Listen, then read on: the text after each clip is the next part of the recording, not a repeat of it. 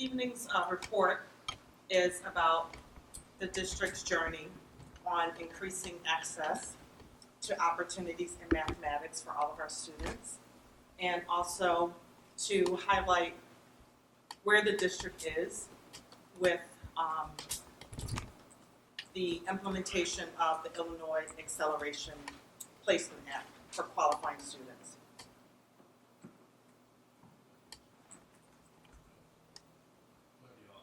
Oh, duh.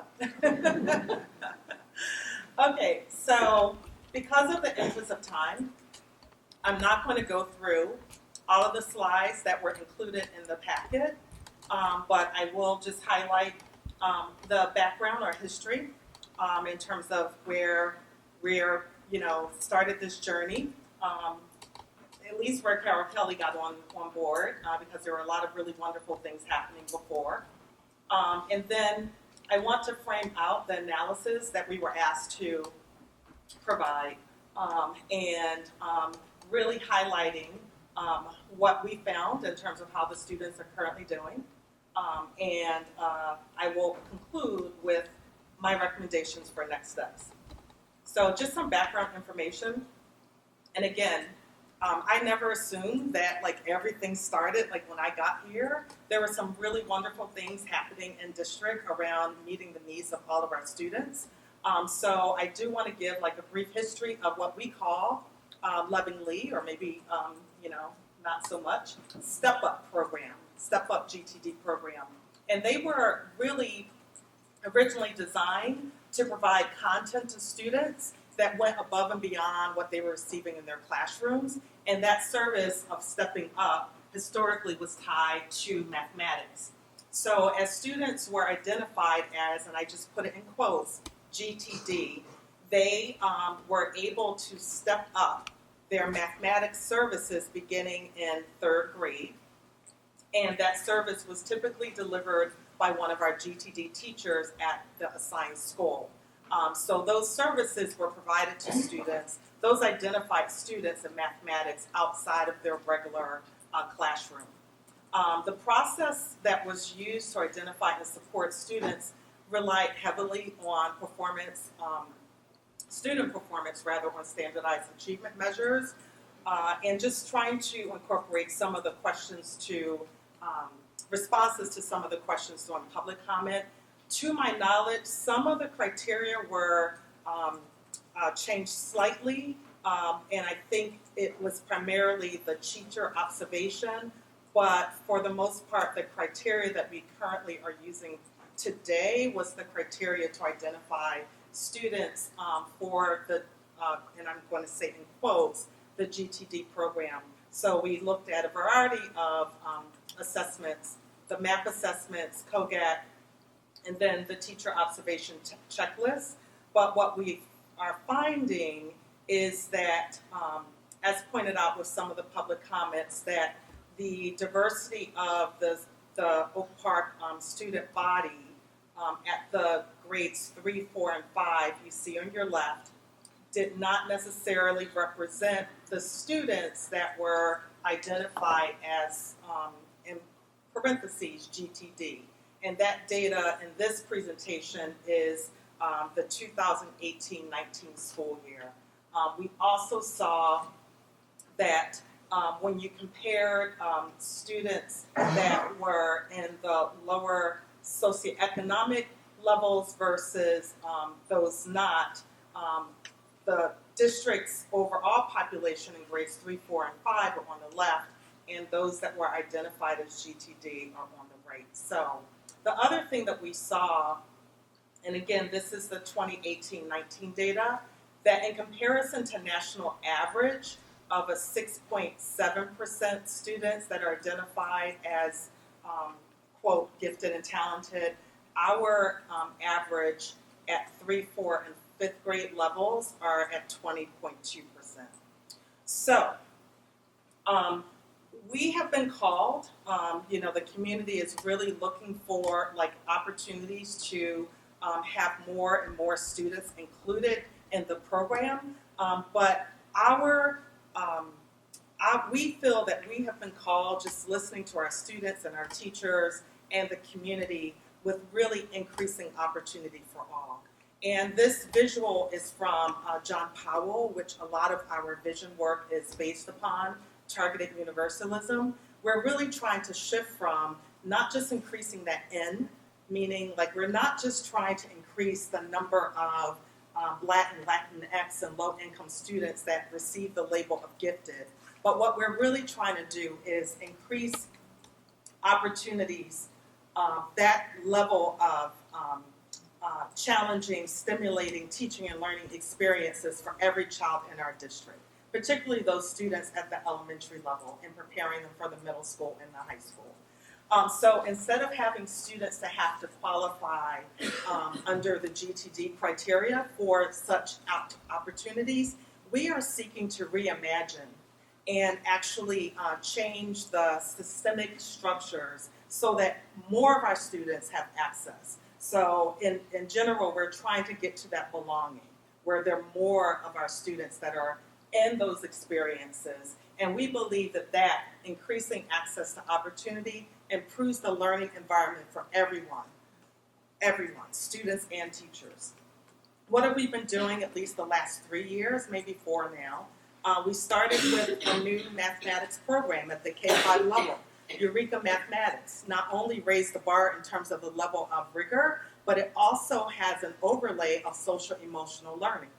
We also began in the school year 18, so that's the 2017-2018 school year.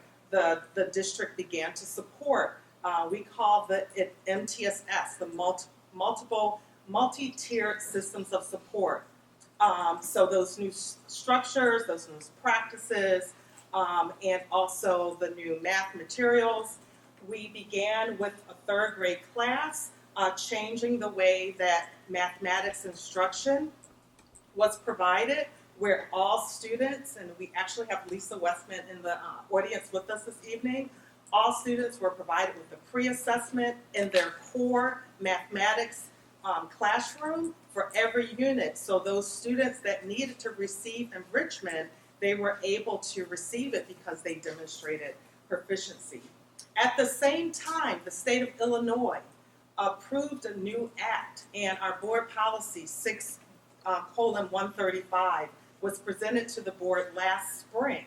And basically what that act says is that districts by law have to ensure that provisions are made that students who need to be accelerated, either early admission into school, so coming to kindergarten or 1st grade a year earlier, or students can be accelerated a whole grade, or students can be accelerated for a subject only, either math or literacy. So school districts have to provide that provision. The difference is, well, I won't get ahead of myself, but I want to answer the other question that came up.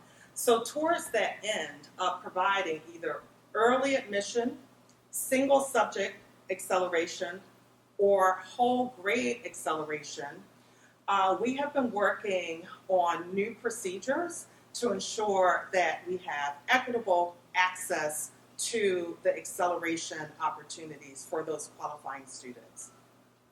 I will point out for acceleration, you'll see on this slide that under the leadership of teaching and learning, our district is really in the midst of a soft launch to codify our practices and get those resources out to our community as efficiently as possible. So we're planning to do a full implementation school year 21. We have begun some safe to fail experiments, more so at our middle school, with some students doing whole grade or single subject acceleration. And as you know, we have been doing for some years early admission. The difference is with the acceleration, and as we're beginning to prepare for it, that it does have more entry procedures. So unlike students who qualified for GTD, students who are going through to see if they qualify for acceleration, they will be working with a psychiatrist, and we will also be looking at various standardized assessments. But anyone could be recommended for acceleration. Students can recommend themselves. Their family can recommend them. A teacher can recommend it. You do not need to have the quote-unquote label of gifted. So the other piece, in terms of increasing access to opportunity, is that we have now, this is our third year of the math enrichment process. So this year we are starting with 5th grade students that are going through the math enrichment.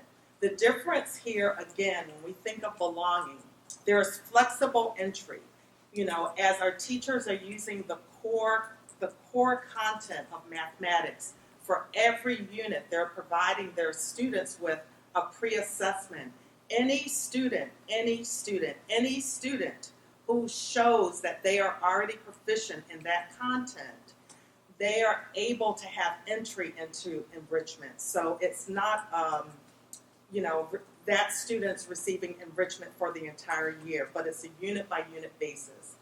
And that instruction is provided in the classroom with same-age peers. Again, the collaboration and a lot of those social-emotional skills that we want our students to have, those soft skills as employers talk about, they're able to get that as well. So our goal is, as a district, that we are increasing access to all of our students in mathematics by way of enrichment, and we are working to prepare ourselves to implement with fidelity the Illinois Acceleration Placement Act. The support that we've been providing to teachers, we start each year, beginning in the 2017-18 year, we just worked with grade 3. And the following school year, in 18-19, we worked with grade 4. And then this school year, we're beginning to work with our 5th grade teachers. And we started with Professional Learning Series by Dr. Yvette Jackson, and I have a little handout for the board, which I left those books upstairs. I'll get them to you later. But basically, the intent of those sessions is to really examine what we know about the brain and the fact that all students can perform at high levels with the appropriate support. In addition to that, we have provided a lot of job-embedded support by way of Lisa Westman. And that job-embedded support is around how do you manage in the classroom to provide that differentiated instruction. And she has worked with our classroom teachers, and we've heard really great things about how the teachers are doing. So how are the students doing? And I think we heard it earlier from the public comments. Again, this is just the start of our third year. The data that was outlined in the report is based upon the 2018-2019 school year. So that data is really looking at the changes that we've made.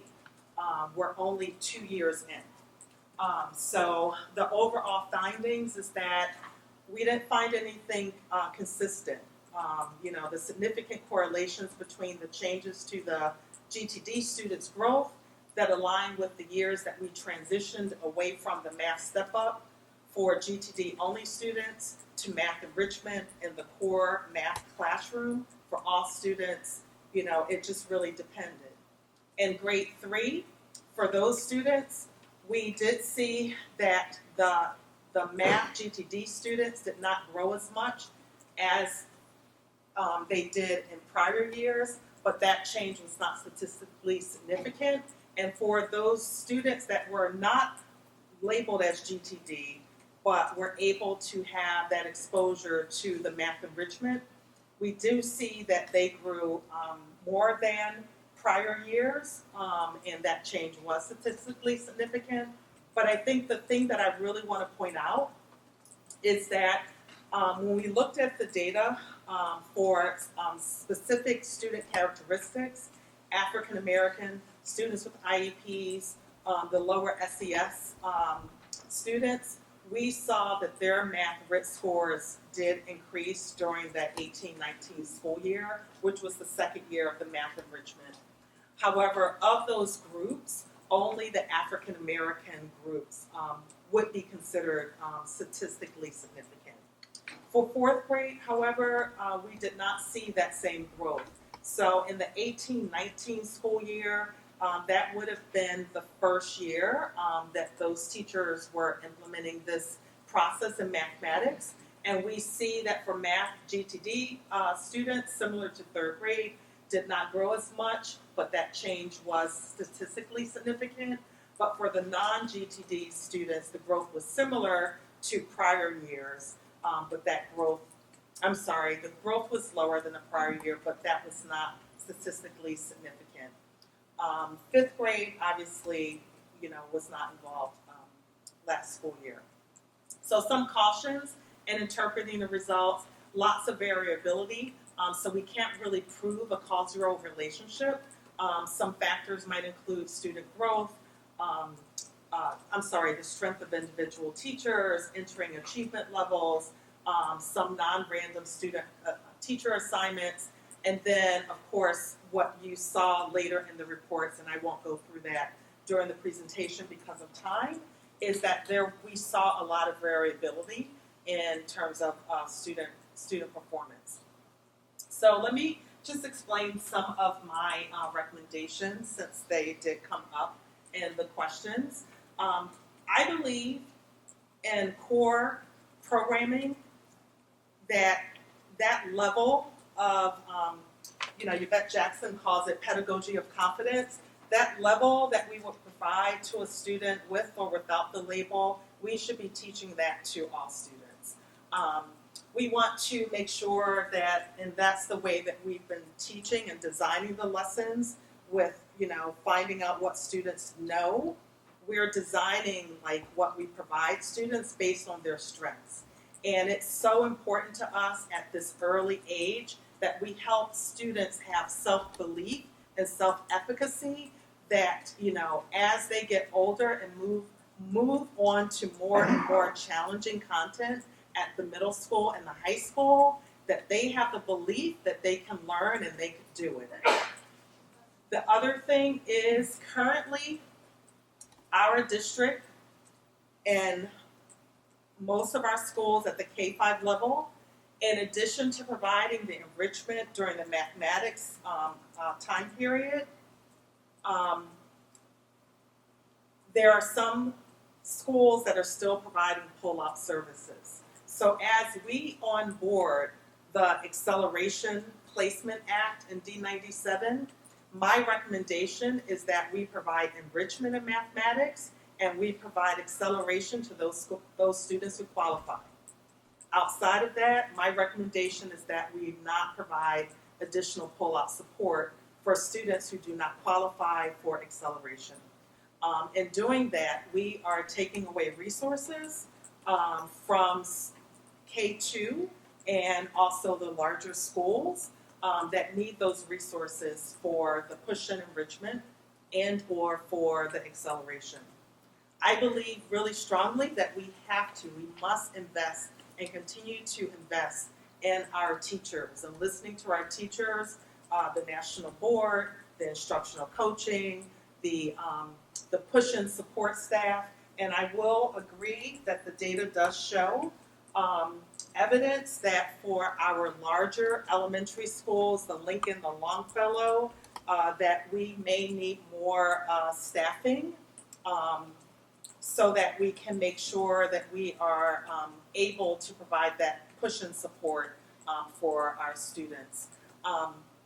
Strengthening the supports to implement Illinois Acceleration Placement Act, and we would have to get that data from Teaching and Learning and SPED, but we may need additional supports in terms of our psychologists that will be doing a lot of the screening for those students.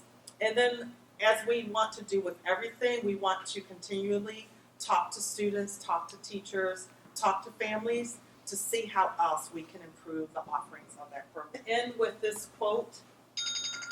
Oops, right on time. Yeah.